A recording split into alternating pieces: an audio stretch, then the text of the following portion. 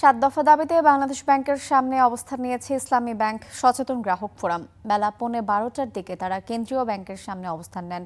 এর আগে বেলা 11টার দিকে মতিঝিলে সচেতন গ্রাহক ফোরামের ব্যানারে ইসলামী ব্যাংকের প্রধান কার্যালয়ের সামনে জড়ো হন আন্দোলনকারীরা। সেখানে বিক্ষোভ সমাবেশে বক্তারা বলেছেন, সৎ, দক্ষ এবং পেশাদার ব্যক্তিদের দিয়ে গঠন করতে হবে ইসলামী ব্যাংকের পরিচালনা পর্ষদ। ব্যাংক লুটেরাদের দ্রুত বিচার নিশ্চিতে গঠন করতে হবে বিশেষ ট্রাইব্যুনাল। বাতিল করতে হবে ব্যাংক রেজলিউশন আইনের বিতর্কিত 18 ক ধারা। এ সময় ইসলামী ব্যাংক নিয়ে স্বরাষ্ট্রমন্ত্রীর বক্তব্য প্রত্যাহারের দাবিও জানিয়েছেন তারা।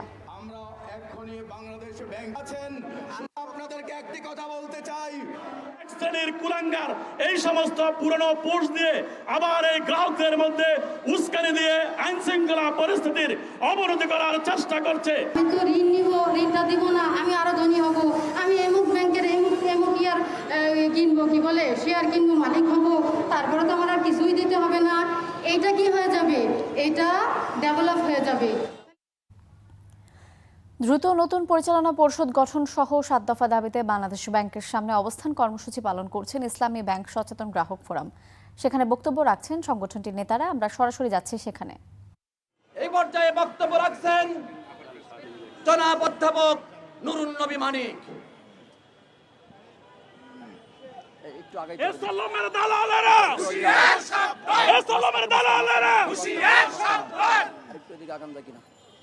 বিসমিল্লাহির রহমানির রহিম। ইসলামী ব্যাংক সচেতন গ্রাহক ফোরাম আয়োজিত বাংলাদেশ ব্যাংক অভিমুখী অভিযাত্রা ও অবস্থান কর্মসূচিতে উপস্থিত সম্মানিত ইসলামী ব্যাংকের গ্রাহক ভাই ও বোনেরা, প্রিয় সাংবাদিক বৃন্দ, সুধী মণ্ডলী, আসসালামু আলাইকুম ওয়া রাহমাতুল্লাহি ওয়া বারাকাতুহু। ইসলামী ব্যাংক সচেতন গ্রাহক ফোরামের নেতৃবৃন্দের বক্তব্য আপনারা শুনেছেন। ইসলামী ব্যাংক সচেতন গ্রাহক ফোরামের কেন্দ্রীয় নেতৃবৃন্দ, ঢাকার নেতৃবৃন্দ এখানে উপস্থিত আছেন। সম্মানিত সুধীমণ্ডলী, আপনারা জানেন ইসলামী ব্যাংক একটি সংকটকাল অতিক্রম করছে। এই সংকট থেকে মুক্তি পাওয়ার জন্য আমরা ধারাবাহিক কর্মসূচি পালন করে যাচ্ছি। ইতিপূর্বে আমরা স্মারকলিপি দিয়েছিলাম বাংলাদেশ ব্যাংকের গভর্নর বরাবর। আমরা অর্থমন্ত্রীকে স্মারকলিপি দিয়েছি।